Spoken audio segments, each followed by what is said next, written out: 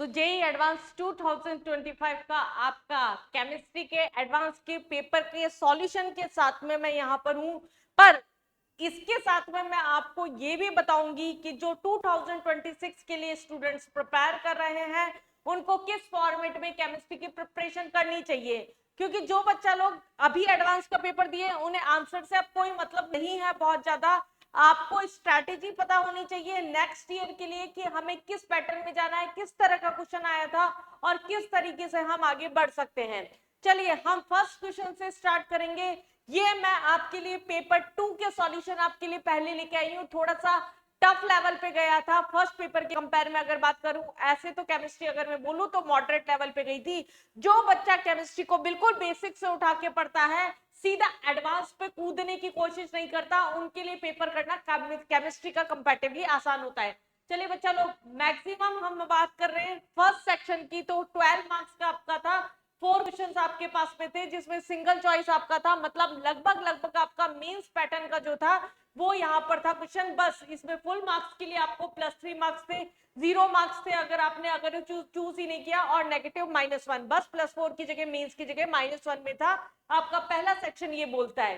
पहला क्वेश्चन ये आपका टेस्ट बेस्ड क्वेश्चन आपका प्रैक्टिकल केमिस्ट्री से आ गया था। यहाँ पर ड्यूरिंग सोडियम प्रोसाइड नाइट्रोप्रोसाइड टेस्ट, हमें पता होना चाहिए H2- है। अगर हम इसकी रिएक्शन करवा रहे हैं क्या होगा यहाँ पर, अगर हम इसकी रिएक्शन करवा रहे हैं सोडियम प्रोसाइड की, तो H2- की अगर रिएक्शन करवाते हैं यहाँ पर किसके साथ में, यहाँ हम करवा रहे हैं Fe। सोडियम प्रोसाइड टेस्ट के अंदर बच्चा लोग क्या होता है, आपको रिएक्शन याद होनी चाहिए थी, ये CN5NO+। अगर इसके साथ में हमारे पास में रिएक्शन करवा रहे हैं तो ये किस में कन्वर्ट हो जाएगा, ये पर्पल कलर देता है आपका, ये कन्वर्ट हो जाएगा आपका CN4।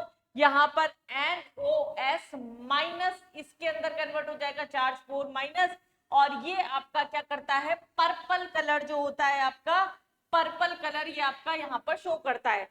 सिर्फ क्वेश्चन में क्या पूछा था, one of the ligand coordinate to metal ion, हमारे पास में लिगेंड बताना था जो कि कोऑर्डिनेट आयन से हमारे पास में जुड़ा हुआ है। तो ये हमारे पास में CN तो था नहीं, NOS-, ये आपका क्या हो गया, करेक्ट ऑप्शन हो गया। तो ये बहुत ही आसानी से हो जाने वाला आपका क्वेश्चन था। चलिए नेक्स्ट क्वेश्चन पे आते हैं। दी कंप्लीट हाइड्रोलाइसिस, आपका इनऑर्गेनिक का क्वेश्चन, हाइड्रोलाइसिस आपको रिएक्शंस बहुत आराम से करनी आती होगी, ये भी स्मूथली कर सकते थे हम रिएक्शन। हमें बोला सबसे पहले ICL का, अगर ICL का हाइड्रोलाइसिस कर रहे हैं, दूसरी रिएक्शन में हमारे पास में यहाँ पर क्या बोला गया है, सेकंड हमारे पास में बोला गया है यहाँ पर ClF3 का हाइड्रोलाइसिस करवा रहे हैं, और तीसरा हमारे पास में यहाँ पर बोला गया है BrF5 नॉट 3, BrF5 का अगर हाइड्रोलाइसिस करा रहे हैं, हाइड्रोलाइसिस करा रहे हैं। पहले तो हमें थोड़ा सा ये दिमाग लगाना पड़ता है इन क्वेश्चंस में, किसमें कितने मोल चाहिए। यहाँ 3F है तो आप लगभग ये मान के चलिए यहाँ 3H2 होगा आपका, यहाँ पर हमारे पास में क्या निकल जाएगा, एक H+ रिलीज होगा, एक हमारे पास में I- जो होगा, IO- जो होगा वो आपका यहाँ पर रिलीज हो जाएगा। अब बचा क्या, IO- आपका निकल गया, यहाँ से आपका H+ आया निकल गया, तो आपका क्या बचा, आपका यहाँ पर क्या बचा, केवल एक HCl का मॉलिक्यूल जो हो गया वो यहाँ पर लिबरेट हो गया। जिस तरह से हमने यहाँ पर ICL का हाइड्रोलाइसिस किया है, सिमिलरली अगर हम बात कर रहे हैं यहाँ पर ClF3 का हाइड्रोलाइसिस, अगर ClF3 के अंदर हमारे पास में कितने मोल लगेंगे, यहाँ पर ClF3 के अंदर हमारे पास में 2 मोल लेके चल रहे हैं यहाँ पर। अगर हम बात कर रहे हैं यहाँ 2H2O की, तो क्या लिबरेट होगा, यहाँ पर हमारे पास में निकलेगा ClO2- प्लस एक H+ आयन। अब हाइड्रोजन कितने बचे आपके पास में, 2, एक निकल चुका था, तो यहाँ हमारे पास में क्या बच जाएंगे, 3FHF जो होगा वो यहाँ पर क्या होगा, आपका साइड में लिबरेट हो जाएगा। सिमिलरली अगर हम बात कर रहे हैं यहाँ पर BrF3 की, बैलेंस करने के लिए आप 3 ले लीजिए, यहाँ पर 5HF है आपका, क्या निकलेगा यहाँ पर BrO3 आपका निकला, एक H+ अगर रिलीज हो रहा है, एक H+ रिलीज होते ही कितना बचा आपका, 5 बचा। यहाँ पर आपका क्या होगा, 5HBr जो होगा वो साइड में लिबरेट हो जाएगा। तो ये हमारे पास में इस तरह के ऑप्शंस जो थे वो यहाँ पर हमारे पास में इसमें से देखने थे। HF ही था हमारे पास, F ही था दोनों के केस के अंदर, HBr नहीं, सॉरी HF हमारे पास में यहाँ पर लिबरेट होगा। तो हमारे पास ऑप्शंस में क्या निकला, IO माइनस निकला, ClO2 माइनस निकला और BrO3 माइनस निकला। तो ये आपका क्या था, इनऑर्गेनिक के नॉर्मल हाइड्रोलाइसिस के क्वेश्चन थे, आराम से किए जा सकते थे, बहुत ज्यादा टाइम कंज्यूमिंग क्वेश्चन आपके नहीं थे। अब आता है आपका ऑर्गेनिक का अच्छा क्वेश्चन। यहाँ पर हमारे पास में दे रखा है PQRS are the major product. अब जब ऑर्गेनिक के अंदर इस तरह के क्वेश्चंस आते हैं तो पहले तो इतने सारे रिएजेंट देख के, फिर लास्ट में आप एक कॉम्प्लेक्स देख के थोड़ा सा पैनिक हो जाते हैं, पर स्मूथली अगर चलेंगे तो उस कंडीशन में आप रिएक्शन को आराम से आइडेंटिफाई कर सकते हैं। अब पहले तो समझिए क्वेश्चन बोल क्या रहा है, PQRS हमें मेजर प्रोडक्ट तो बना नहीं है। लास्ट लाइन पे आपको ध्यान रख के जाना पड़ेगा यहाँ पर थोड़ा सा, the product having highest number of unsaturated carbon atom। हमें क्या बोले यहाँ पर, हाईएस्ट नंबर बोले अनसैचुरेटेड कार्बन एटम के।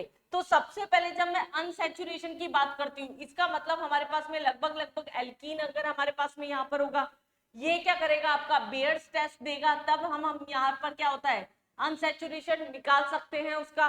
तो बेसिकली हम एल्कीन के डबल बॉन्ड साइक्लिक कंपाउंड जिसमें डबल बॉन्ड प्रेजेंट है वो प्रोडक्ट्स के कार्बन हमें चूज करने हैं।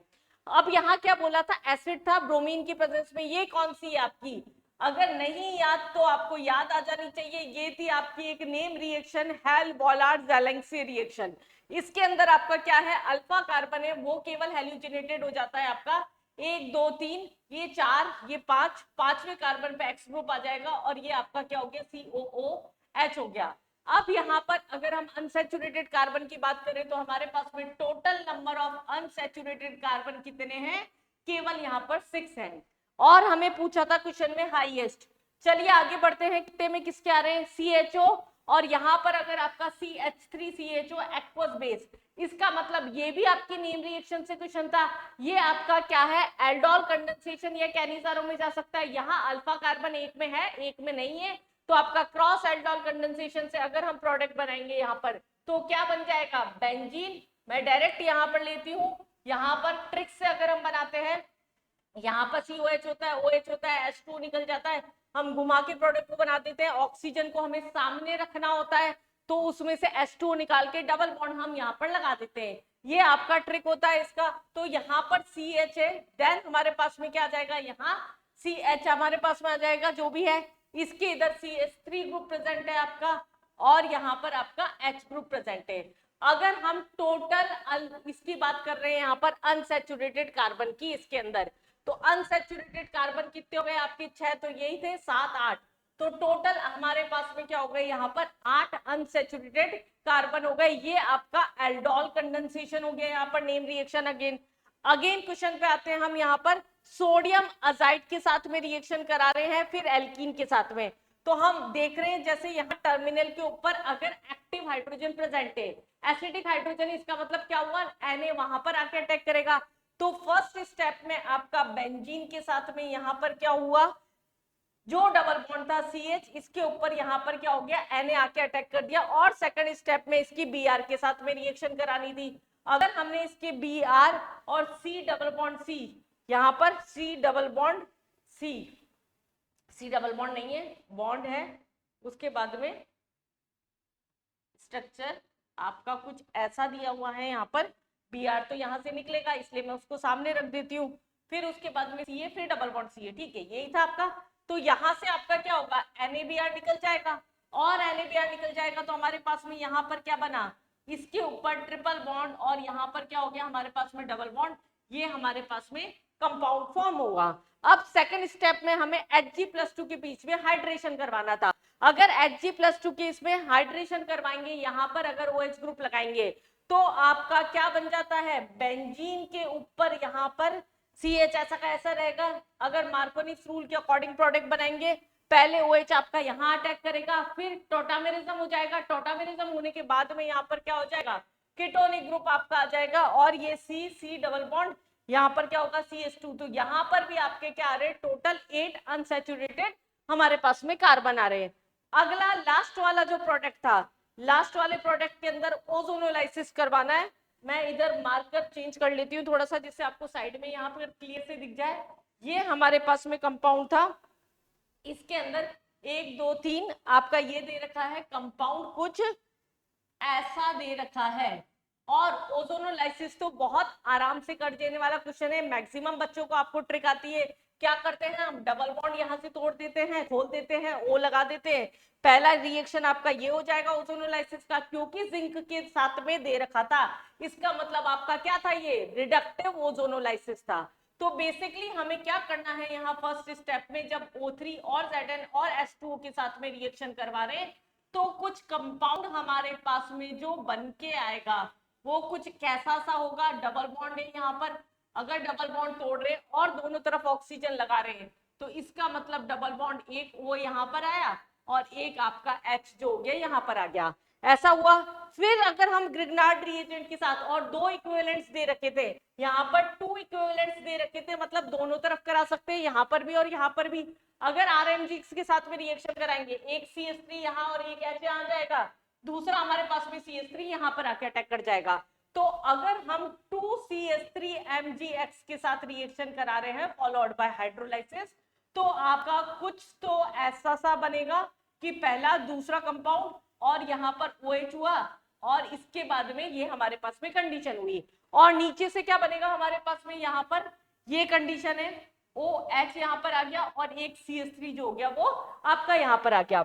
और फिर एसिडिक मीडियम में हीट कर दो, इसका मतलब हाइड्रेशन कर दिया हमने, पानी निकाल दिया। अगर पानी निकाल रहे हैं, डबल बॉन्ड यहाँ से तोड़ेंगे, तो उस कंडीशन के अंदर ये तो हमारे पास में था ही, और डबल बॉन्ड आप इसमें से कहीं पर भी लगा दीजिए जहां से स्टेबल दिख रहा हो आपको, और फिर उसके बाद में यहाँ पर भी एक डबल बॉन्ड आ जाएगा। तो टोटल हमारे पास में अनसैचुरेटेड कार्बन जो होंगे ये हमारे पास में कितने हो जाएंगे, OH यहाँ से निकला तो यहाँ तो नहीं, हम डबल बॉन्ड यहाँ लगा देंगे, तो यहाँ क्या होगा, 1 2 3 4 5 6 7, हमारे पास में टोटल क्या होंगे, 10 अनसैचुरेटेड कार्बन आ जाएंगे।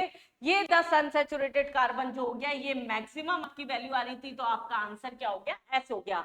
तो ऑर्गेनिक का ये अच्छा क्वेश्चन था जिसमें आपको name reaction, degree of unsaturation, ozonolysis, इन सब के कॉन्सेप्ट्स आपके यहाँ पर चेक कर लिए गए थे। चलिए नेक्स्ट क्वेश्चन पे आते हैं। द रिएक्शन और sequence that produce a dicarboxylic acid. अब यहाँ पर क्या बोला है, डाइकार्बोक्सिलिक एसिड किस में बन रहा है, हम रिएक्शन करवाना शुरू करते हैं यहाँ OH के साथ। OH के साथ में सबसे पहले स्टेप में यहाँ Cl हटके क्या आ रहा है हमारे पास, अगर एल्काइल हैलाइड की KCN या NaCN के साथ रिएक्शन कराते हैं, NSR हो जाएगा आपका, न्यूक्लियोफिलिक सब्स्टिट्यूशन रिएक्शन होगा, तो यहाँ CN आपका आके अटैक कर गया। सेकंड, NaOH की प्रेजेंस में एक्वस बेस में अगर हम रिएक्शन करवा रहे हैं, अगर हम एक्वस बेस में रिएक्शन करवाएंगे इसकी, तो क्या बनेगा, जल्दी से सोचिए, अगर हम इसकी एक्वस बेस में रिएक्शन करा के अगर हाइड्रोलाइसिस कराएंगे, तो यहाँ पर आपका एसिड बन जाएगा, OH है यहाँ पर, और यहाँ पर आपका क्या होगा, यहाँ COOH बन जाएगा। लेकिन यहाँ हमें क्या बोला था, डाइकार्बोक्सिलिक एसिड बोला था, इसका मतलब ये आंसर तो आपका नहीं था। सेकंड, ब्रोमीन टेस्ट करवा रखा है, ब्रोमीन वाटर के साथ में CHO की रिएक्शन करा रखी है, इसका मतलब ये एल्डिहाइड का ऑक्सीडेशन कर देगा, केवल एल्डिहाइड का कर देगा, तो यहाँ CH2 आ जाएगा, यहाँ CHOH होल 4, ये आपका ग्लूकोज के केमिकल प्रॉपर्टीज से रिएक्शन पूछ लिया गया था, जो हमारे पास में प्रॉपर्टीज निकालने के काम आता है, CH2OH। तो इसके अंदर भी आपका एक ही COH ग्रुप प्रेजेंट है, तो आपका ये भी ऑप्शन से हट जाता है। नेक्स्ट हम लेते हैं इथेनॉलिक बेस की प्रेजेंस में, E2OH लिखा है KOH के साथ, मतलब आपका एलिमिनेशन होगा, अल्कोहलिक बेस दे रखा है। अगर हमारे पास हम एलिमिनेशन कराते हैं फर्स्ट स्टेप में, तो डबल बॉन्ड आएगा, फिर KMnO4 के साथ में अगर हम यहाँ पर इसकी रिएक्शन करा देते हैं H2SO4 के साथ में हीट करते हुए, इसका मतलब यहाँ से बॉन्ड टूटेगा आपका, और ये क्या बना लेगा यहाँ पर, इधर COH और हमारे पास में यहाँ पर COOH जो होगा वो बना लेगा, मतलब यहाँ आपके पास में क्या बन रहा है, डाइकार्बोक्सिलिक एसिड बन रहा है। और H2CrO4 है, ये अल्कोहल को नहीं करेगा, इसका हमारे पास ऑक्सीडेशन करवा देगा यहाँ पर, तो ये क्या करेगा, कन्वर्ट हो जाएगा यहाँ पर COH के अंदर, लेकिन यहाँ पर भी हमारे पास में एक ही ग्रुप जो होगा वो होगा, तो ये भी आपका ऑप्शन हट गया, तो सी आपका क्या हो गया यहाँ पर करेक्ट आंसर हो गया। तो बेटा यहाँ पर हमारे पास में मेनली ऑक्सीडेशन से क्वेश्चन था, या फिर हमारे पास में जो NSR वगैरह है उसके कॉन्सेप्ट यूज किए, एक आपका ग्लूकोज से क्वेश्चन उठा दिया है, तो मिक्स मैच क्वेश्चन था पर आसान क्वेश्चन। ये 4 आपके डायरेक्ट क्वेश्चन थे जो कोई भी कैलकुलेटिव नहीं थे आपके, ज्यादा फिजिकल बिल्कुल इसमें यूज नहीं की गई है, आगे इंटीजर बेस में आपकी पूरी फिजिकल डाल रखी है। चलिए नेक्स्ट क्वेश्चन पे आते हैं, सेक्शन 2, जहां पर आपके 4 ऑप्शंस दे रखे थे, मल्टीपल चॉइस थी, यहाँ पर मोर देन 1 करेक्ट हमारे पास हो सकता था, और क्राइटेरिया वही था +4 मार्क्स से अगर सारे सही है, हमारे पास सारे अटेम्प्ट किए, मतलब 3 आंसर सही है और तीनों आपने सही लगाए तो +4, देन अगर एक नहीं लगाया 2 लगाए हैं तो उसके अकॉर्डिंग रिडक्शन होता जाता है, लेकिन यहाँ पर आपके नेगेटिव जो थी वो क्या थी, यहाँ पर -2 थी।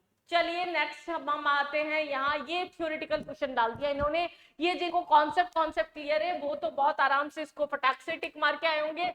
द पोटेंशियल एनर्जी बिटवीन, क्या पूछा है, करेक्ट स्टेटमेंट्स पूछा है, क्या बोल रहा है क्वेश्चन हम समझ लेते हैं पहले। The potential difference between 2 point charges approaches zero rapidly, ठीक है, ये तो आपका सही है कि अगर हम ग्राफ प्लॉट करते हैं पॉइंट और डाइपोल चार्ज के अंदर तो ऐसा होता है। Then potential difference between a point dipole and a point charge as the distance between approaches zero होता है, ये हमारे पास इनफाइनाइट नहीं होता, तो पहला स्टेटमेंट तो आपका यहाँ पर गलत हो गया। The average potential difference of two rotating polar molecules that are separated by, ये आपका वॉन डर वाल इक्वेशन से यहाँ पर क्वेश्चन था जिसमें रेडियस हमारे पास में r की टर्म में दे रखा था, तो ये आपका क्या होता है 1/r6 होता है, r3 जो है वो नहीं होता, तो सेकंड स्टेटमेंट भी आपका यहाँ पर गलत है। सेकंड हमारे पास आते हैं, dipole induced dipole average interaction energy is independent, सारी हमारे पास में वॉन डर वाल क्या होती है, इंडिपेंडेंट होती है, ये आपका स्टेटमेंट जो हो गया वो सही हो गया। Non polar molecules attract one another even though neither have a permanent dipole moment, permanent dipole moment हो ना हो उससे कोई फर्क नहीं पड़ रहा, हमने लंदन फोर्स पढ़ रखा है, इंड्यूस्ड डाइपोल लंदन फोर्स के अंदर ये पॉसिबिलिटी आपकी होती है, तो आपका सी और डी दोनों ही ऑप्शन यहाँ पर क्या थे, आपके सही आंसर थे यहाँ पर। चलिए अगला क्वेश्चन क्या बोल रहा है, ये बिल्कुल मेंस लेवल का क्वेश्चन, बेटा मैं आप लोगों को जिनको भी मैं पढ़ाती भी हूँ क्लास में, उनको मैं केमिस्ट्री में हमेशा बोलती हूँ, हमेशा क्वेश्चंस को एडवांस के हार्ड क्वेश्चंस को उठाने की कोशिश मत करिए, स्टार्टिंग से कोशिश करिए हमेशा केमिस्ट्री में आपका बेसलाइन जो हो वो स्ट्रांग होना चाहिए, जिनका बेसिक्स स्ट्रांग होता है केमिस्ट्री में वो ही अच्छे से अच्छा रैंक ले पाते हैं, अदरवाइज आप जो मेंस है उसको भी ढंग से नहीं कर पाते, और एडवांस में जैसे मैंने आपको जाने से पहले भी बताया था 5 से 7 क्वेश्चन आपके दोनों पेपर में मिला के ऐसे होंगे जो आपका कट ऑफ तो मेंस लेवल तक के हिसाब से भी क्लियर करा देंगे, ये इसी लेवल का क्वेश्चन है। इवन मैं बोलूं ये क्वेश्चन भी आपका इसी लेवल का क्वेश्चन था, आपका नाइट्रोक्लोराइड वाला जो फर्स्ट क्वेश्चन था वो भी उसी लेवल का क्वेश्चन था। चलिए हम देखते हैं इसमें क्या बोला, पीएच बॉन्ड बोला, ये मैक्सिमम सबकी कॉपी में ये ज्यादातर क्वेश्चन होगा, बच्चों को याद होता है, लेकिन वेरिएशन इन दोनों कंपाउंड में बनाते टाइम इसलिए हमारे पास में दिक्कत आती है।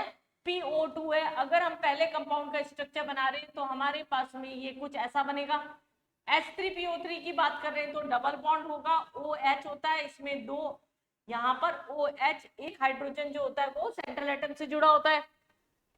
अगर P4O7 बना रहे हैं, 3 ऑक्सीजन हम यहाँ सेट करते हैं, 3 ऑक्सीजन यहाँ, एक बीच में क्लास में समझाया जाता है पार्शियलिटी नहीं करने का है, इक्वल डिस्ट्रीब्यूशन करने का है, तो यहाँ डबल बॉन्ड एक्सपेंशन कर सकता है, हम कोऑर्डिनेट या डबल बॉन्ड कुछ भी लगा सकते हैं, तो ये हमारे पास में हुआ। और H3PO2 की अगर मैं बात करूं, H3PO2 की अगर बात कर रही हूँ तो डबल बॉन्ड O, यहाँ पर OH, यहाँ H और H। क्वेश्चन में क्या पूछ रहा था, किसमें पीएच बॉन्ड आपके प्रेजेंट है, आपका पीएच बॉन्ड किस किस के अंदर प्रेजेंट है, फर्स्ट में तो नहीं है, यहाँ पर हो गया आपका इधर भी नहीं है, और पीएच बॉन्ड यहाँ 2 प्रेजेंट है, इसका मतलब बी और सी जो हो गया वो आपका क्या हो गया, यहाँ पर करेक्ट आंसर हो गया।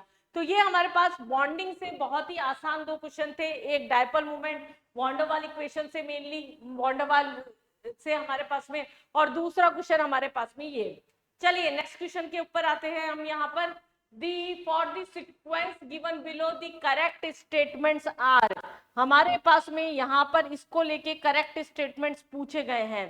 पहला हमारे पास में यहाँ पर क्या बोला गया है, अगर कंपाउंड कुछ भी दे रखा है KMnO4 के साथ, देखिए जरा कुछ क्लिक किया था क्या, यहाँ NH3 स्ट्रॉन्ग एथाइल मैल्को सब कुछ देख के तो मुझे मतलब प्रैक्टिस अगर आपकी इतनी है तो आपको सीधी सीधे यहाँ पर याद आ गई होगी, रिएक्शन आगे चल के गैब्रियल थैलेमाइड सिंथेसिस के अंदर जाएगी। तो मैं इस क्वेश्चन को उल्टा भी कर सकती हूँ अगर मैं चाहूँ, और मेरी ऑर्गेनिक इतनी स्ट्रांग है कि मुझे पता है लास्ट में सॉल्ट मिलता है थैलेमिक एसिड का और प्राइमरी अमाइन बनता है। और क्वेश्चन में बोला था एक्स क्या है आपका, वाई क्या है, तो बीच के भी बनाने ही पड़ेंगे। चलिए हम बना लेते हैं। पहला कंपाउंड KMnO4 के साथ में जब रिएक्शन करवा रहे हैं, हमें पता है जब भी KMnO4 के साथ रिएक्शन कराई जाती है, कार्बन बेंजीन के ऊपर CH3O, C2H5O कुछ भी हो, वो क्या होता है आपका कार्बोक्सिलिक एसिड में कन्वर्ट हो जाता है। ये हमें पता है, यहाँ पर हमने पढ़ रखा है टॉलिन के, अगर KMnO4 एसिडिक मीडियम में रिएक्शन कराते हैं। तो ये आपका क्या है, सेकंड स्टेप में NH3 की प्रेजेंस में अगर हमने इसको हीट करा दिया, दो और वाटर निकाल दिया, तो H2 हमारे पास में निकला, यहाँ पर NH ग्रुप अटैक किया, तो बेसिकली यहाँ पर क्या बना हमारे पास में CO, यहाँ पर CO, और यहाँ पर क्या हो गया आपका NH ग्रुप जो हो गया, अमाइड ग्रुप जो हो गया वो बन गया। फिर इथेनॉलिक KOH की प्रेजेंस में रिएक्शन कराते हैं अगर हम, तो यहाँ पर क्या बन जाएगा आपका बेंजीन है, यहाँ पर C डबल बॉन्ड O, और यहाँ पर क्या आ जाएगा N के साथ में यहाँ पर K अटैक कर जाएगा। फिर दोबारा अगर RBr के साथ में रिएक्शन कराते हैं तो यहाँ पर RN आ जाएगा आपका। यहाँ पर अगर पूरी की पूरी थैलेमाइड सिंथेसिस ही है हमारे पास, ये अगर हमने इसकी रिएक्शन करवाई यहाँ पर तो R ग्रुप अटैक कर गया। फिर हमने इसको NaOH के साथ में रिएक्शन करा दिया तो आपका सॉल्ट निकल जाएगा कार्बोक्सिलिक एसिड का वापस, और लास्ट में क्या बन जाएगा हमारे पास में यहाँ RnH2, ये हमारे पास में कंपाउंड बन जाएगा। एक बार जो जो क्वेश्चन की डिमांड है उसके अकॉर्डिंग हम फटाफट से लिख लेते हैं। एक्स हमारे पास में क्या बन रहा है, NH3 के बाद वाला था, ये कंपाउंड आपका एक्स हो गया। वाई के बारे में भी बात की गई है, तो वाई आपका बन रहा था RBr के बाद, RBr के बाद यहाँ पर इसके बाद में ये आपका क्या था, वाई था, उसके बाद में Z आपका क्या था, ये RnH2, ये आपका यहाँ पर क्या था, Z था। अब हम क्वेश्चन पढ़ना शुरू करते हैं। X and Y are oxygen containing compound, X में तो साफ दिख गया मुझे और Y के अंदर भी दिख गया, इसका मतलब आपका पहला स्टेटमेंट यहाँ पर क्या था, सही था। दूसरे स्टेटमेंट पे आते हैं, Y on heating with chloroform KOH isocyanate, ये आपका आइसोसाइनेट टेस्ट बोल दिया, हमें पता है प्राइमरी अमीन और एरोमेटिक अमीन आपका देता है आइसोसाइनेट टेस्ट। Y क्या था, पर Y तो हमारे पास में एरोमेटिक वो नहीं है, तो इसका मतलब ये तो आपका टेस्ट नहीं देगा। Z रिएक्ट विद हेल्सबर्ग रिएजेंट, बिल्कुल प्राइमरी अमाइन क्या करता है, हेल्सबर्ग रिएजेंट के साथ में रिएक्शन करके सॉल्युबल प्रोडक्ट बनाता है, जो कि अल्कालाइन मीडियम में क्या होते हैं, सॉल्युबल होते हैं। यहाँ पर ऐसा सॉल्युबल प्रोडक्ट ये यहाँ पर फॉर्म कर लेता है, तो ये आपका सही स्टेटमेंट है। Z इज एरोमेटिक नहीं साहब, ये तो प्राइमरी अमाइन है, ये आपका क्या है, एरोमेटिक नहीं, एलिफेटिक हमारे पास में कंपाउंड है, तो ये स्टेटमेंट भी क्या हुआ आपका यहाँ पर गलत हो गया। तो ये था आपका मिली जुली सरकार का क्वेश्चन, जहां पर आपका ऑक्सीडेशन, फिर हमारे पास गैब्रियल थैलेमाइड। आप देखिए एडवांस के अंदर जो भी क्वेश्चन आ रहे हैं उसके अंदर मेनली नेम रिएक्शंस को बीच बीच में घुसाया हुआ है। तो आगे के बच्चे जो भी पढ़ रहे हैं, जो 2026 के लिए या फर्दर 27 के लिए प्रिपेयर करेंगे अपने आप को, वो बच्चा ध्यान रखे केमिस्ट्री के अंदर आपको नेम रिएक्शन विद मैकेनिज्म और विद पूरा का पूरा प्रोसीजर अच्छे से आने चाहिए एडवांस के क्वेश्चंस को टच मारने के लिए। चलिए नेक्स्ट क्वेश्चन के ऊपर आते हैं। यहाँ पर for the sequence given below the correct statement are, हमारे पास में ये कुछ दे रखे हैं कंपाउंड्स, और पहले बना लेते हैं। पहला कंपाउंड है हमारे पास में O दे रखा है, डबल बॉन्ड हो रखा है, लिथियम एल्युमिनियम हाइड्राइड दे रखा है। ये क्या करता है बच्चा, lithium aluminium hydride reducing agent होता है, तो मैं यहीं से बनाना शुरू कर देती हूँ इसे। काफी जगह हमारे पास में यहाँ पर तोड़ना पड़ेगा उसे, तो चलिए हम तोड़ना शुरू करते हैं इसे। अगर मैं इसको फॉर्म करती हूँ, यहाँ पर आपका ब्रेक करेंगे OH आ जाएगा, यहाँ पर आपका डार्क लाइन वही हो गई, इधर PH है आपका, और यहाँ पर ये, और इसके साथ में यहाँ पर OH जो होगा वो यहाँ पर इस तरीके से आ जाएगा, क्योंकि लिथियम एल्युमिनियम हाइड्राइड ब्रेक किया हमने, इसको कन्वर्ट कर दिया, रिडक्शन करवा दिया। अब ये तो आपका क्या बन गया, P बन गया है। P के बारे में क्या पूछा था, ऑप्टिकली एक्टिव नहीं, ये तो क्या है, ऑप्टिकली इनएक्टिव बन रहा है, तो पहला स्टेटमेंट तो आपका यही गलत हो जाता है। अब दूसरे पे आते हैं, CrO3H2SO4 की प्रेजेंस में ये क्या करता है, अगर CrO3 अगर प्लेटिन वगैरह के साथ होता है, जॉन्स रिएजेंट, कॉलिंस रिएजेंट, इन सब के साथ, तो ये ऑक्सीडेशन करवा देता प्राइमरी अल्कोहल का एल्डिहाइड में, कीटोन का सेकेंडरी का कीटोन में। पर यहाँ H2SO4 के साथ है, ये स्पेसिफिक केस है जिसके अंदर वो एल्डिहाइड और कीटोन को या अल्कोहल को एसिड में कन्वर्ट कर देता है। तो बेसिकली यहां पर क्या हुआ, ये पीएच जो है आपका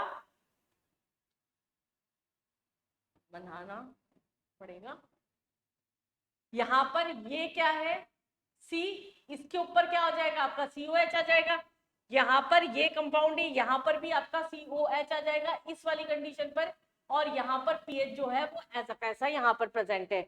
तो ये हमारे पास में क्या आ गया, क्यू आ गया। अब जैसे ही हमने देखा सोडा लाइम कैल्शियम ऑक्साइड के साथ, दिस इज सोडा लाइम, ये क्या है हमारे पास में डी कार्बोक्सिलेशन हो गया। और डी कार्बोक्सिलेशन के अंदर क्या होता है, जितने कार्बन होते हैं उससे एक less number of carbon atom का आपका प्रोडक्ट मिलता है। तो यहां अगर हमारे पास में डी कार्बोक्सिलेशन करवा रहे हैं तो यहां से Na2CO3 निकलता है। तो बेसिकली क्या बनेगा आपका, यहां आपका बन जाएगा ये पीएच है यहाँ पर, ये यहाँ पर COH है, इसकी जगह यहाँ CH3 रह गया आपका, यहाँ पर मतलब COH हटेगा तो CH3 रहा, और एक कंपाउंड है हमारे पास में यहाँ पर, ये CH3 हो गया। तो ये हमारे पास में कंपाउंड हुआ। आर के बारे में भी कुछ पूछा है क्या, एल्काइन है, नहीं, ये ऑप्शन भी आपका गलत हो गया। एस जो होता है, एस तो हमने अभी बनाया ही नहीं है। क्यू जो होता है वो NaHCO3 के साथ रिएक्शन देगा। हमें क्या बोला, सी ऑप्शन में बोला ये NaHCO3 के साथ, हमें पता है कार्बोक्सिलिक एसिड क्या करता है, कार्बन डाइऑक्साइड लिबरेट करता है। तो ये आपका सही ऑप्शन है, एक ऑप्शन तो आपका टेस्ट बेस सही हो गया। अब यहाँ जो P बना था, P हमारे पास में था, इससे हमें H2SO4 की प्रेजेंस में हीट करवाना है, मतलब हमें क्या कराना है, यहाँ पर हाइड्रेशन करवाना है, डिहाइड्रेशन, पानी निकालना है। OH यहाँ से, OH यहाँ से हटाएंगे तो यहाँ कुछ ऐसा बन जाएगा कि यहाँ हमारे पास OH हटा, H हटा, डबल बॉन्ड, यहाँ हमारे पास में क्या हो गया, मैं उल्टा कर रही हूँ इसे पीएच, और यहाँ पर ये क्या हो गया, डबल बॉन्ड। तो ये कुछ कंपाउंड हमारे पास डिहाइड्रेशन के बाद में बन के आ रहा है। तो क्या पूछा था, एस बेयर्स टेस्ट, हाँ यहाँ तो अनसैचुरेटेड एल्कीन है, एल्कीन का टेस्ट होता है बेयर्स रिएजेंट, तो ये हमारे पास में टेस्ट दे देगा। तो ये एस जो होगा ये भी क्या हो गया आपका करेक्ट आंसर हो गया। तो ऑर्गेनिक जो है एडवांस की, उसके लिए आपको शुरू से आखिरी तक लगभग सब कुछ आना चाहिए, तभी आप एडवांस के क्वेश्चन को इतनी तरीके से खेल पाएंगे, अदरवाइज एडवांस के क्वेश्चन ऑर्गेनिक का करना इतना आसान नहीं होगा बच्चा। उस लेवल पे आप तैयारी करें, इसलिए मैं आपको ये सब चीजें बता रही हूँ। अगला देखिए यहाँ पर जो थर्ड सेक्शन था हमारा 32 मार्क्स का, that is completely numerical value based, integer based हमारे पास क्वेश्चंस थे। इसमें 8 क्वेश्चंस थे आपके, और मैक्सिमम सारे क्वेश्चंस आपके फिजिकल के थे, एक आपका बायोमोलिक्यूल से मिला के क्वेश्चन था।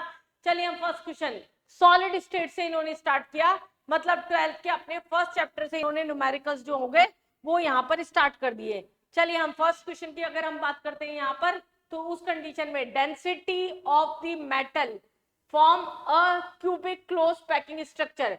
जैसे ही मैंने क्यूबिक क्लोज पैकिंग स्ट्रक्चर पढ़ा यहाँ पर, तो मुझे पता है हमने 3 डायमेंशनल बॉल्स बनाते टाइम पे पढ़ रखा है, जो CCP होता है वो FCC बनाता है, इसका मतलब आपका Z फैक्टर 4 होगा। जिस बच्चे को ये बात पता थी वो क्वेश्चन कर गया, बस और कुछ भी नहीं था। एज लेंथ दे रखी है हमें पिकोमीटर में, इसे हमें सेंटीमीटर में कन्वर्ट कर लेना है। एटॉमिक मास दे रखा है, एवोगाड्रो नंबर की वैल्यू दे रखी है, पूरा आपका कैलकुलेटिव क्वेश्चन था ये हमारे पास में। डेंसिटी का फॉर्मूला क्या होता है, मास ऑफ एन एटम, मास क्या होता है, molar mass upon Na into volume क्या होता है आपका A क्यूब इंटू Z, जो भी नंबर ऑफ एटम्स आपके कंट्रीब्यूट करता है किसी भी यूनिट सेल में। तो डेंसिटी आपकी यहाँ पर क्या दे रखी थी, निकालनी है। ये बहुत ही रिपीटेड पैटर्न का क्वेश्चन है, एक्सपेक्टेड क्वेश्चन होता है ये सॉलिड स्टेट से, एडवांस बहुत बार पूछ चुका है डेंसिटी से क्वेश्चन, तो ऐसे हमारे पास में क्वेश्चंस आपको पता होने चाहिए। इवन अगर मैं बात करूं आपसे इस वाले क्वेश्चन की, ऑर्गेनिक की, जो हमने थोड़ी देर पहले किया था, यहाँ पर थोड़ी देर पहले एक क्वेश्चन किया था ये वाला, ये आपका एग्जैक्टली सेम क्वेश्चन आपका, हल्का सा CH3 ग्रुप के डिफरेंस था, 2012 के अंदर एडवांस में सेम क्वेश्चन आपका यहाँ पर आया था, इसलिए PYQs करने बेटा बहुत ज्यादा जरूरी होते हैं, क्योंकि हमें पता होना चाहिए क्या आते हैं क्वेश्चन। ये आपका 105.6 दे रखा है यहाँ पर क्वेश्चन के अंदर। ये हमारे पास में क्या होगा, इनटू जेड, जेड की वैल्यू क्या हो जाएगी हमारे पास में यहाँ पर 4, Na की वैल्यू आपको कैलकुलेशन इजी करने के लिए यहाँ 6 इंटू 10 की पावर 23 दे रखी थी, इसलिए हम 6.023 नहीं लेके चलेंगे यहाँ पर, और पिकोमीटर है तो इसे मीटर में कन्वर्ट कर लेंगे, तो 400 इंटू 10 की पावर -8 का हमारे पास में क्या हो गया यहाँ पर क्यूब हो गया। बस इतनी ही कैलकुलेशन थी हमारे पास में जो इसको सॉल्व कर लेनी थी, और बस कैलकुलेशन बेस्ड क्वेश्चन था आपका, और आपको फॉर्मूला पता होना चाहिए, छोटा सा कॉन्सेप्ट जो ये पता होना चाहिए, एफसीसी हमारे पास में सीसीपी फॉर्म करता है, जो कि हमारे पास में जेड की वैल्यू आपकी 4 आती है। डेंसिटी आप सॉल्व कर लेंगे, यहाँ पर आपकी वैल्यू जो होगी 11 ग्राम पर सेंटीमीटर क्यूब है, ये आपका जो होगा वो आंसर आ जाएगा। चलिए नेक्स्ट क्वेश्चन में अगर हम बात करते हैं, ये अच्छा क्वेश्चन, आयनिक इक्विलिब्रियम। जिन बच्चों को मैंने थोड़ा सा बताया था, स्टार्टिंग में बताया भी था एडवांस में क्या क्या टॉपिक जो है आपके इंपॉर्टेंट है, मैंने आपको बोला था सॉल्युबिलिटी प्रोडक्ट अच्छे से करके जाइएगा, क्योंकि एडवांस में बहुत हद तक चांस थे सॉल्युबिलिटी पे क्वेश्चंस आने के। This solubility of barium iodide in an aqueous solution, हमें क्या बोला है यहाँ पर, बेरियम आयोडाइड मतलब BiO3 और Ba+2 होता है, तो ये आपका होल ट्वाइस हो गया। बाय मिक्सिंग, क्या क्या मिक्स करके बनाया है ये हमारे पास में, barium nitride BaNO3 whole twice, ये हमारे पास में, प्लस हमारे पास में किससे मिलकर बना हुआ है ये, साथ में sodium nitride, sodium iodide sorry IO3, इससे मिलकर बना हुआ है। अब अगर पहले हम इक्वेशन को पहले तो सीधा कर लें, इससे ये बना है तो मैं उल्टा कर दूं, इसे सीधा करने से बढ़िया आप थोड़ा सा नजर घुमा के देख लीजिएगा। बेरियम है ठीक है, बैलेंस है 2, यहाँ पर मैंने बैलेंसिंग के लिए एक बार तो 2 कर दिया, और ये हमारे पास में इतना तो क्वेश्चन ने बोला, और यहाँ पर क्या बोला, सोडियम इसकी सॉल्युबिलिटी निकालनी है, हमें इसकी एस की वैल्यू कैलकुलेट करनी है, इतना क्वेश्चन हमने सेट किया, और हमें वैल्यू एक्स की निकालनी है, और KSP भी दे रखा था, KSP भी दे रखा था आपको, वो क्या हो गया 1.58 इंटू 10⁻⁻⁹, ये आपको यहाँ तक की वैल्यू आपको क्वेश्चन में गिवन थी। चलिए अब साथ में क्या है हमारे पास, थोड़ा LR वगैरह लगाना पड़ेगा, यहाँ लिमिटिंग रेंज है, बेरियम नाइट्राइड कितना है 200 इंटू 0.010, हम इसके मोल निकाल लें, और यहाँ पर कितने हैं 100 इंटू 0.10, इसका मतलब हमारे पास में ये तो क्या हो गए 1 हो गए, और ये हमारे पास में 100 ही है ना 20.10 ठीक है, और यहाँ क्या है 200 इंटू 0.010, तो ये हमारे पास में क्या आ गया 1 2 3 2 2, मतलब ये हमारे पास में क्या हो गया 0.02 मोल, ये हमारे पास में यहाँ तक की वैल्यू आ रही है। यहाँ अगर हम बात कर रहे हैं यहाँ पर 0.02 ना लेके हम ये लिख सकते हैं, 0 तो था ही नहीं यहाँ पर, हम इसे 0.0, ये क्या आ रहे हैं आपके 2 आ रहे हैं, यहाँ इसका 0 हटा, आपका क्या हो गया यहाँ पर 10 आ गया। अब इन दोनों में हमें पता है ये तो लिमिटिंग है, ये तो कम अमाउंट में आपका प्रेजेंट है, अगर ये कम अमाउंट में प्रेजेंट है इसका मतलब ये क्या हो गया आपका पूरा पूरा यहाँ पर क्या होगा खत्म हो जाएगा, अगर ये खत्म हो जाएगा तो इसको तो हमने हटा दिया ऑप्शन से। अब हमें पता है एक से यहाँ पर हमारे पास में कितने बन रहे हैं 2 मोल बन रहे हैं, अगर हम बात कर रहे तो यहाँ 4 बन जाएंगे, तो 10 - 4 हो जाएगा, तो टोटल मोल कितने बने हमारे पास में यहाँ पर लेफ्ट कितने बचे, LR के बाद में कितने बने 6 मोल जो हो गए हमारे पास में यहाँ पर क्या हो रहे हैं बच रहे हैं। टाइम 1 मिनट रुकिए, हाँ चल रहा है ठीक है, तो ये हमारे पास में क्या हो गया 6 मोल हो गए। अब हमें मिली मोल निकालने हैं, टोटल वॉल्यूम कितना है आपका 100, तो हमारे पास इसका ml दे रखा था और 200 इसका ml दे रखा था, तो इधर से मिली मोल निकालेंगे तो 300, ये आपका क्या हो गया 6 बाय हमारे पास 300, इसका मतलब 2/100 दैट इज 2 इंटू 10⁻⁻², ये हमारे पास में क्या आ गई इसकी वैल्यू आ गई। अब हमने इतना क्यों किया, हमें क्या चाहिए आयोडाइड के मोल चाहिए थे यहाँ पर, क्योंकि आयोडाइड जो होगा कॉमन आयन इफेक्ट होगा, ये इससे मिलकर बन रहा है IO3 माइनस, जो बचेगा वो ऐड होगा उसके अंदर। क्यों? क्योंकि जब हम इसे डिसोशिएट करेंगे तो हमें क्या मिलेगा, Ba+2 और 2IO3 माइनस है। इसकी सॉलिबिलिटी आपकी कितनी है, S है। अगर KSP हम लिखते हैं तो S, और इसकी सॉलिबिलिटी क्या होगी 2S प्लस। हमें साथ में क्या करना होगा, ये वाले आयंस किससे आ रहे हैं, आयोडाइड के। आयोडाइड के अगर मैं यहाँ तोड़ के लिखूं, इस कंपाउंड को अगर मैं तोड़ के लिखूं तो हम मुझे क्या मिलेगा यहाँ पर Na यहाँ पर, और IO3 माइनस Na+2, ये हमारे पास में यहाँ पर Na प्लस, ये हमारे पास मिलेगा। इसका मतलब जितने इसके मिलीमोल है उतने ही उसके होंगे, उतने ही उसके होंगे। तो इसके मोल भी क्या हो जाएंगे हमारे पास में, 6 मोल हो जाएंगे। यहाँ पर 6 नहीं, सॉरी, 2 × 10⁻⁻2 जो होंगे ये आ जाएंगे। इसकी वैल्यू को भी आयोडाइड में प्लस करना पड़ेगा, वो कॉमन आयन आया रहा आपका, बस यही ध्यान रखना था। ये आपका हो जाएगा 2 × 10⁻⁻2, और ये वैल्यू आपकी स्क्वायर पे जाती है, तो ये हमारे पास वैल्यू आई। अब KSP की वैल्यू क्वेश्चन के अंदर दे ही रखी थी आपको, 1.58 × 10⁻⁻9 इज इक्वल टू, यहाँ पर क्या हो गया 2S है, S 2S का स्क्वायर प्लस 2 × 10⁻⁻2 हमारे पास में इसका स्क्वायर। आप यहां से सॉलिबिलिटी की जब वैल्यू निकालेंगे ये आपकी आएगी 3.95। तो ये हमारे पास में सॉलिबिलिटी निकालना था यहाँ पर। तो ये हमारे पास कॉमन आयन डिसोसिएशन, थोड़ा सा LR का कॉन्सेप्ट मिलाते हुए अच्छा क्वेश्चन था। अगले क्वेश्चन के ऊपर आते हैं हम यहाँ पर। अगला क्वेश्चन क्या बोल रहे हैं यहाँ पर, absorption of phenol from its aqueous solution. मतलब जैसे एब्जॉर्प्शन पढ़ा, सरफेस केमिस्ट्री का क्वेश्चन है, पिछले साल भी एडवांस में एब्जॉर्प्शन पर ही आपका क्वेश्चन था, थोड़ा सा मिलता जुलता चारकोल बेस्ड क्वेश्चन था। यहाँ पर on to fly sky friend to is isotope curve, हमारे पास में ये क्या है, एक ही न्यूमेरिकल बनता है जनरली, इधर से क्वेश्चन बनता है, या फिर आपका पीछे कॉलॉइड स्पेस से जनरली क्वेश्चन पूछ लिया जाता है, ion space.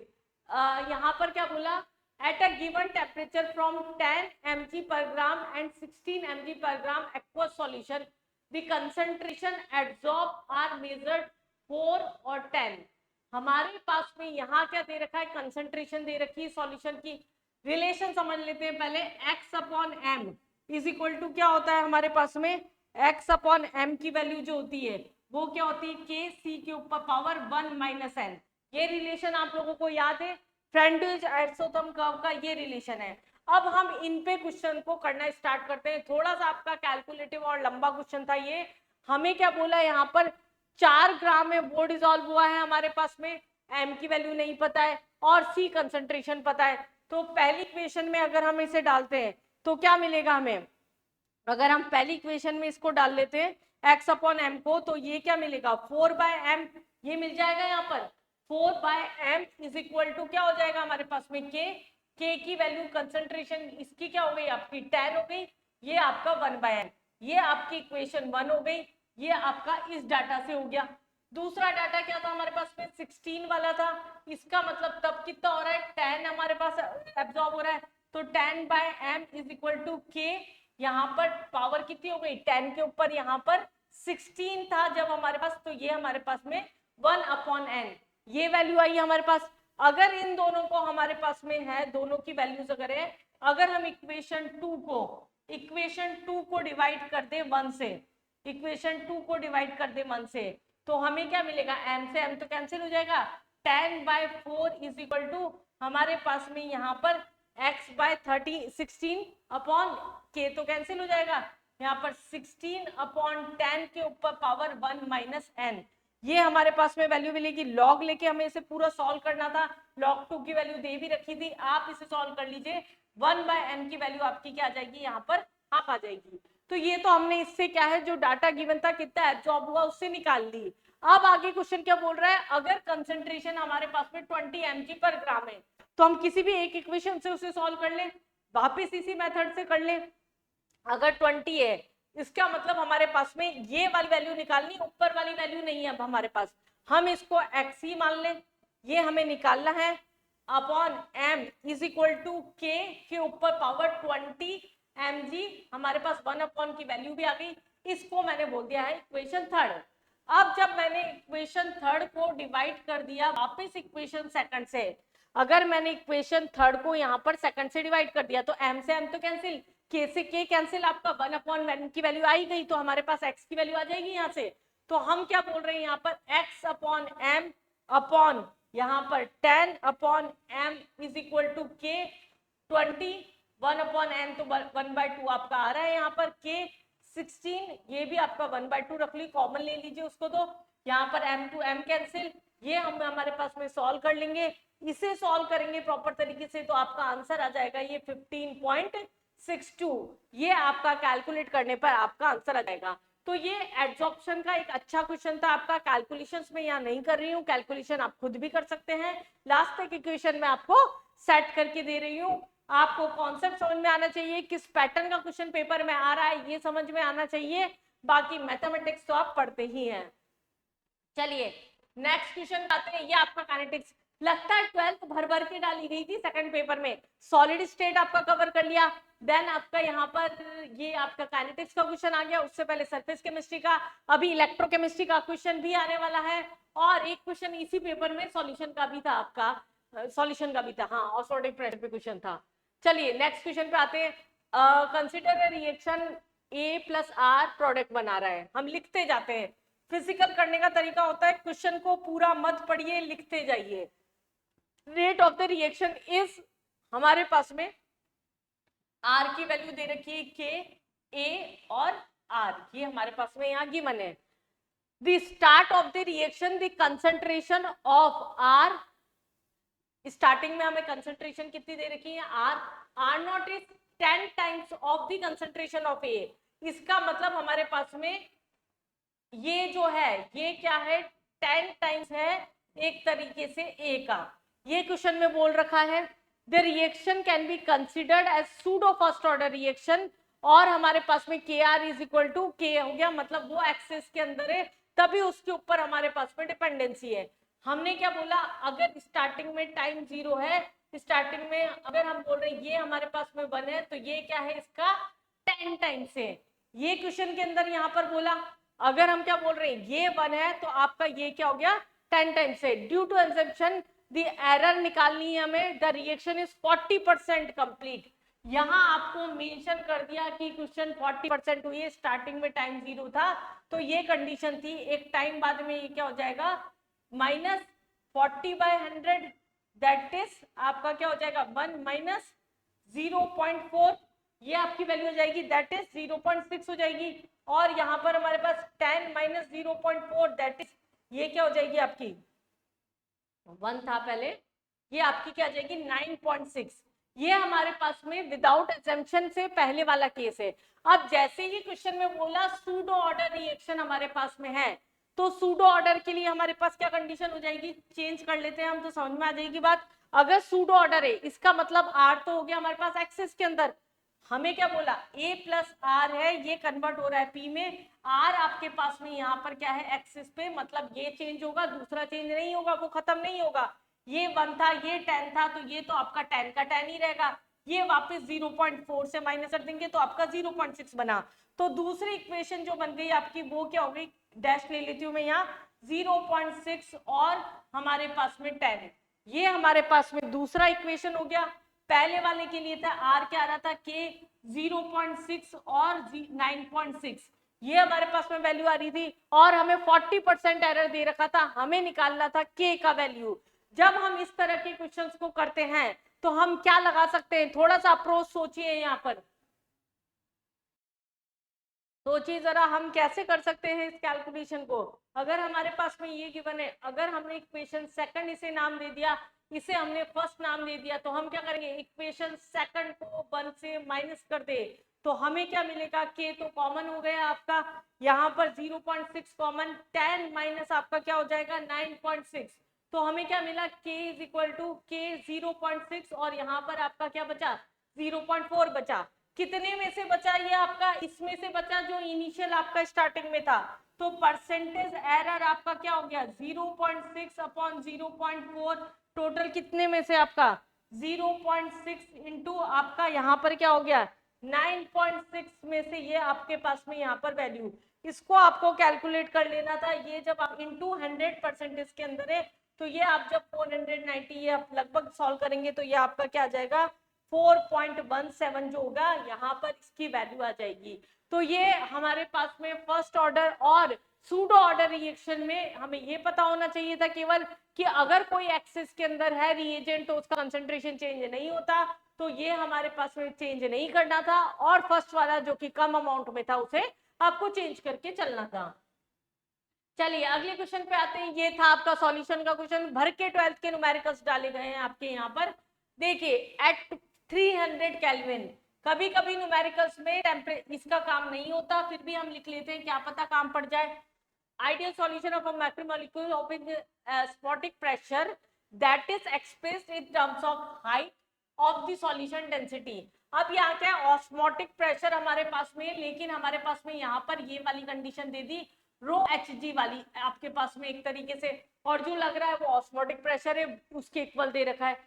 Height of the solution हमारे पास में where H is equal to, हमारे पास एच कितना दे दिया 200 सेंटीमीटर दे दिया, डेंसिटी भी उसी में, तो यूनिट कन्वर्जन की जरूरत नहीं है, पर डेंसीमीटर क्यूब होगा हमारे पास में रो एच जी, और जी की वैल्यू वैसे 9.8 लेते हैं लेकिन क्वेश्चन में आपको 10 दे रखी थी, तो जी की वैल्यू क्या हो गई आपकी 10 हो गई।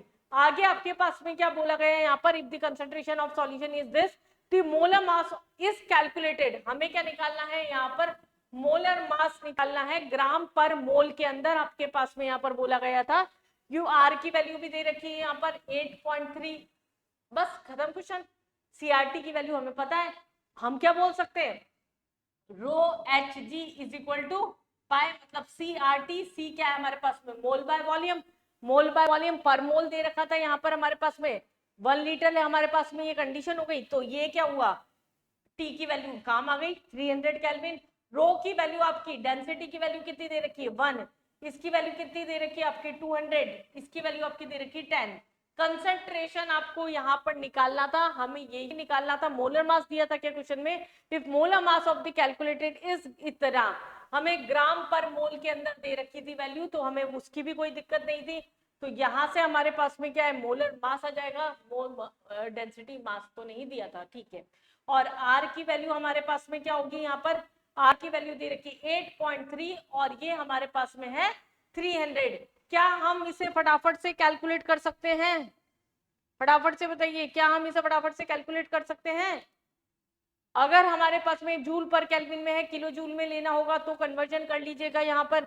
अगर हम कन्वर्ट करते हैं तो क्या आएगा 0.083 आ जाएगा यहाँ पर, क्योंकि किलो जूल के अंदर लेना पड़ेगा, तो ये क्या हो गया सी डॉट 0.083 इंटू 300, ये हमारे पास हो गया 200 इंटू 10।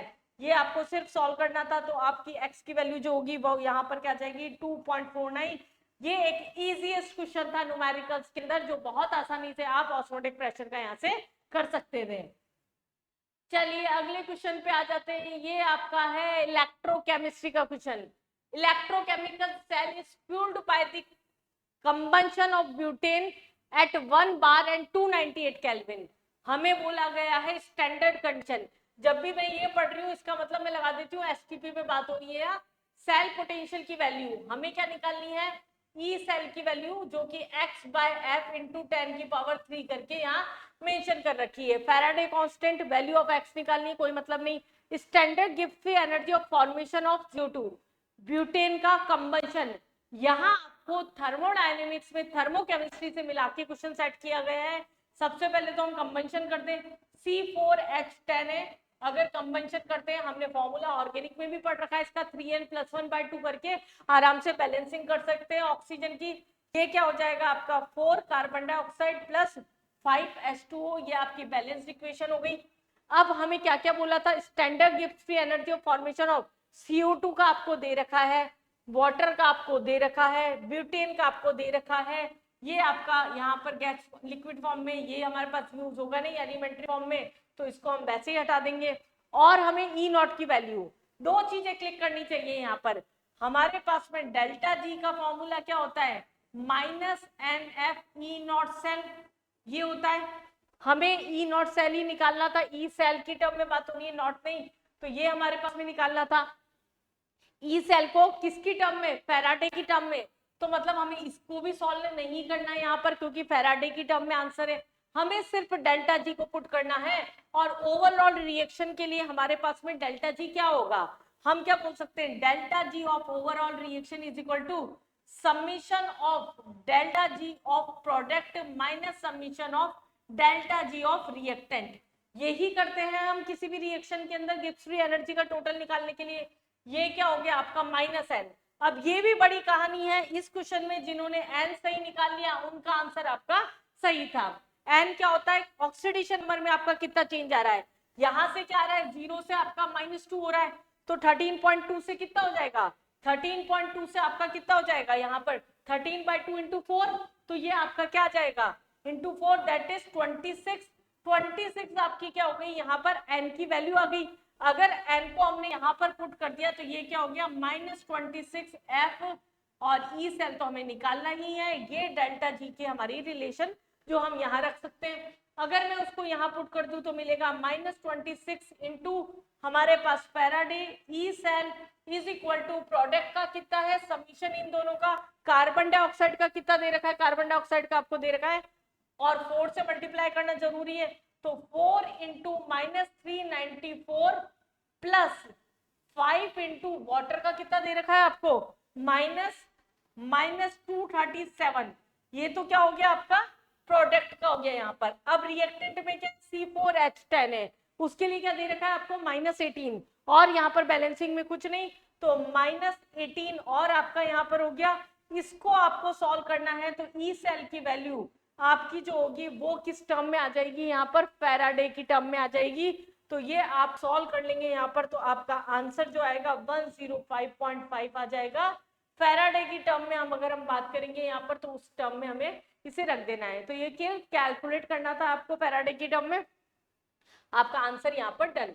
तो ये आपका थर्मोकेमिस्ट्री और thermodynamics plus redox plus balancing मिला के एक अच्छा क्वेश्चन ही था, बहुत स्मूथ क्वेश्चन इसको नहीं बोला जाएगा।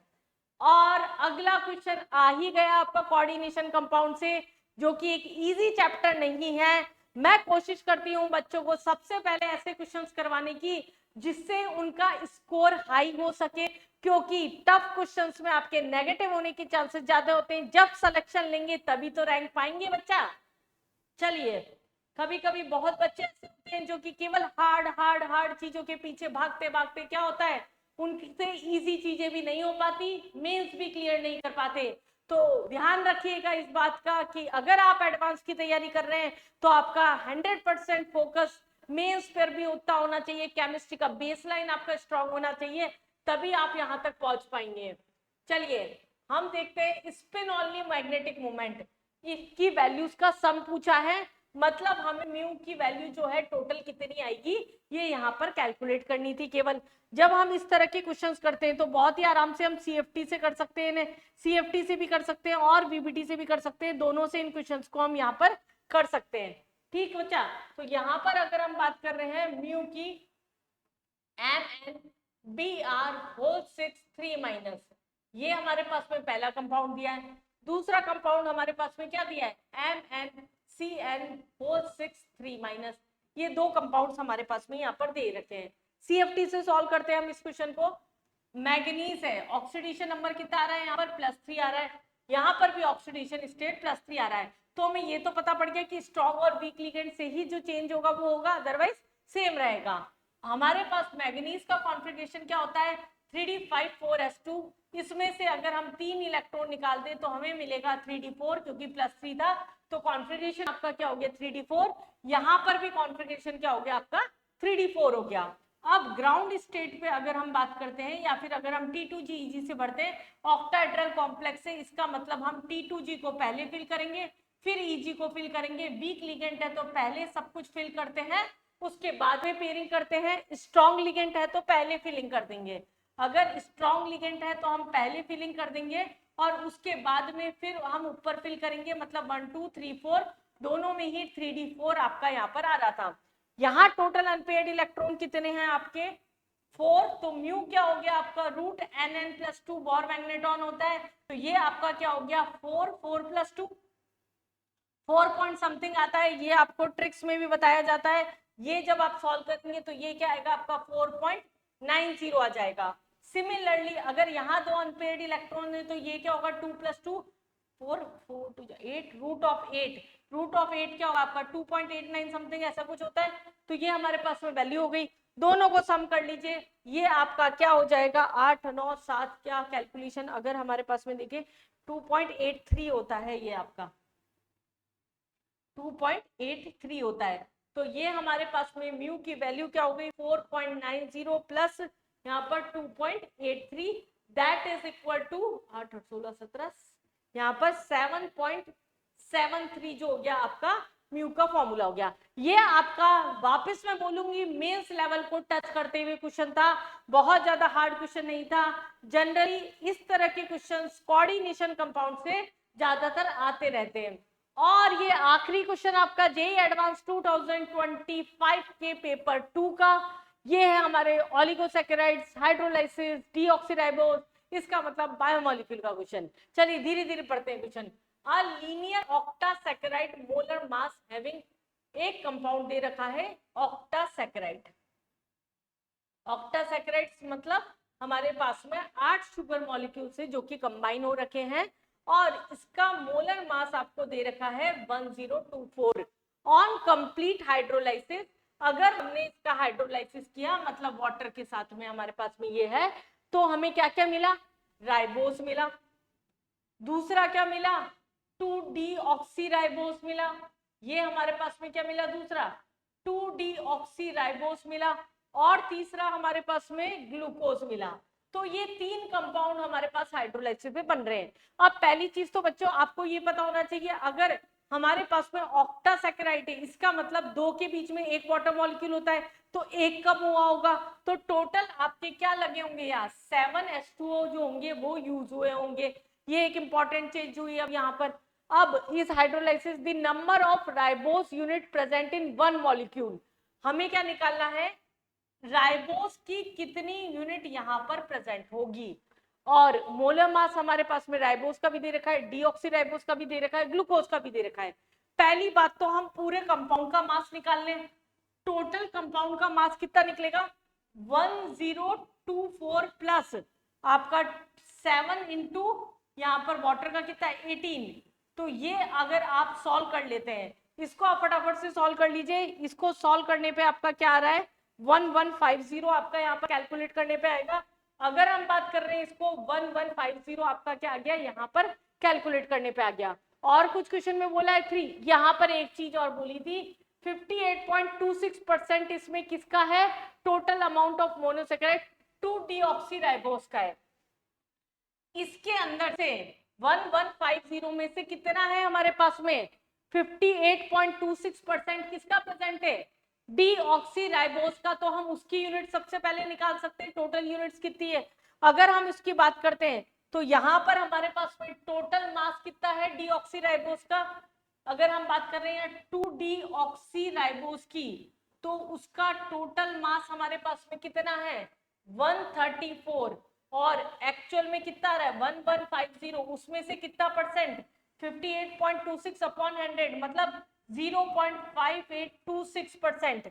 ये हमारे पास में क्या होगा डीऑक्सीराइबोस की यूनिट्स हो जाएगी हमारे पास में, यहाँ पर टोटल यूनिट्स हो जाएगी, उसके अंदर यहाँ पर नंबर ऑफ यूनिट्स हो जाएगी 2-डीऑक्सीराइबोस की। तो ये हमारे पास में इसे आप सॉल्व करते हैं तो इसकी एग्जैक्टली क्या आएगी 5 यूनिट आएगी।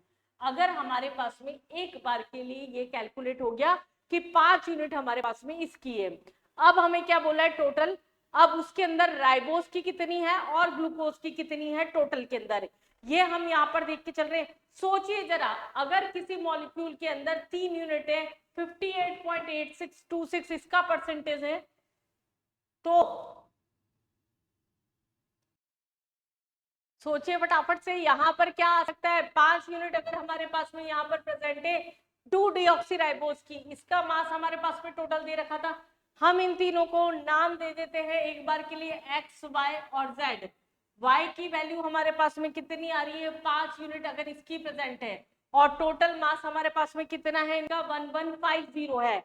तो हम कैसे लिख सकते हैं इसे x plus y plus z is equal to 1150, ये आप लिख सकते हैं। यहाँ पर x की वैल्यू आपकी क्या है हमारे पास में, अगर हम x मान रहे राइबोस को, राइबोस का मास आपका दे रखा है 150, लेकिन हमें नहीं पता इसकी यूनिट कितनी, इसको हम x मान लेते हैं, प्लस y की यूनिट पता है 5 इंटू हमारे पास में कितना आ रहा था मास, इसका मास कितना दे रखा है आपको 16, नहीं यहाँ आपके पास राइबोस का दे रखा है 134, अगर हमारे पास में 134 इसका दे रखा है, प्लस जेड का मास कितना दे रखा है, ग्लूकोज का मास दे रखा है आपको 180, तो ये हमारे पास में क्या है, थोड़ा सा मैथमेटिक्स में कैलकुलेशन करता हुआ क्वेश्चन, ये हमारे पास में क्या हो जाएगा 5 4 20, 5 10 15 16 17 और ये 670। अब ये 150 और ये किसकी कितनी यूनिट हो सकती है, हम कैलकुलेट करें, अगर अब क्या हो सकती है, अब कितनी यूनिट बची हमारे पास में, 3 बच रही है, 2 इसकी हो गई, तो या तो ये 1 होगा या 2 होगा। अगर ऐसा है कि ये 1 होगा या 2 होगा, तो उस कंडीशन के अंदर अगर हम इसे 2 से मल्टीप्लाई करके देखें तो 300 प्लस 670 प्लस 180 क्या 1150 आ रहा है, या हम इसे करें 120 इंटू 2 प्लस 670 प्लस 150 क्या 110 आ रहा है।